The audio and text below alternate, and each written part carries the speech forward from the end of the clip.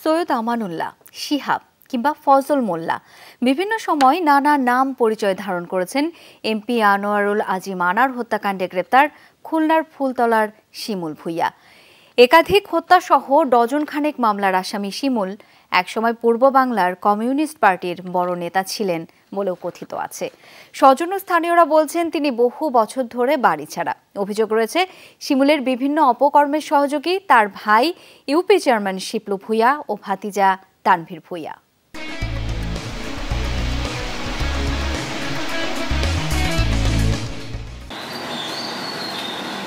খুলনার ফুলতলা উপজেলার দামোদর ইউনিয়নে আলিশান এই বাড়ি শিমুল ভূঁইয়ার। এমপি আনোয়ারুল আজিম আনার হত্যাকাণ্ডে তাকে গ্রেফতারের পর বাড়িতে তালা দিয়ে সটকে পড়েছেন স্বজনরা।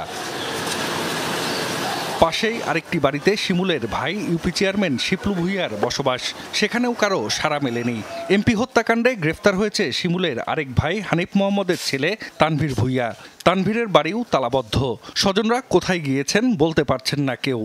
কালকে সবাই ছিল, যখন আসলে তখন পুলিশরা আসার আগে সবাই একটা বাড়িতে ছিল, তারপর চলে গেছে। আমাদের শুনেছি যে শিমুল ধরা খাইছে, তারপর পুলিশের কাছে জিজ্ঞাসা করলাম, তারা বলে যে আপনার আগামীকাল জানতে পারবেন, এইটুকু জানি আর কি। 20 বছর বাড়িতেই আসে না, আমার সাথে দেখা হয়নি 20 বছর। শিমুল ভূঁইয়া ও তার পরিবারের সদস্যরা হত্যাসহ বিভিন্ন অপকর্মের সাথে জড়িত বলে জানান এলাকাবাসী। পুলিশের তথ্য অনুযায়ী শিমুলের বিরুদ্ধে 4টি হত্যাসহ 1 ডজন মামলা রয়েছে। জেলও খেটেছেন। জামিনে বেরিয়ে পলাতক দীর্ঘদিন। শিমুলের ভাতিজা তানভীর ভূঁইয়ার বিরুদ্ধে ফুলতলা থানায় অস্ত্র আইনে 3টি মামলা রয়েছে। এছাড়া একাধিক মামলা রয়েছে ছোট ভাই ইউপি চেয়ারম্যান শিপলু ভূঁইয়ার বিরুদ্ধেও।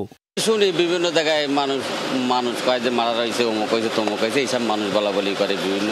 আমাকে এই জায়গার এই যে চেয়ারম্যানরা মারেছে, তার বাপরে ছেলেরে মারেছে। অভিযোগ আছে স্থানীয় সর্দার পরিবারের 3 সদস্যকে হত্যা করে ভূঁইয়া পরিবারের লোকজন। 1998 সালে হত্যা করা হয় ইউপি চেয়ারম্যান আবুল কাশেম সর্দারকে। 2010 সালে হত্যা করা হয় আবুল কাশেম সর্দারের ছেলে ইউপি চেয়ারম্যান আবু সাইদ বাদলকে। এরপর হত্যার শিকার হন আবুল কাশেম সর্দারের আরেক ছেলে সাবেক উপজেলা চেয়ারম্যান সর্দার আলাউদ্দিন মিঠু। আমার পিতা 1998 সালে হত্যা হয়। সেই হত্যা মামলায় শিমুল ভূঁইয়া, শিপলু ভূঁইয়া 2 ভাই, আরও একজন মমিনুল ভূঁইয়া, 3 জনের নামে যাবজ্জীবন সাজা হয়। আর আমার বড় ভাই হত্যা মামলায় শিমুল ভূঁইয়া তখন জেলে ছিল, তার নির্দেশে হত্যা হয়েছে। তখন সেই কেস চলতেছে। এসব বিষয়ে কথা বলার জন্য স্থানীয় থানায় গেলে ভারপ্রাপ্ত কর্মকর্তা রফিকুল ইসলাম ক্যামেরায় কথা বলতে রাজি হননি। জাহিদ হাসান, যমুনা নিউজ।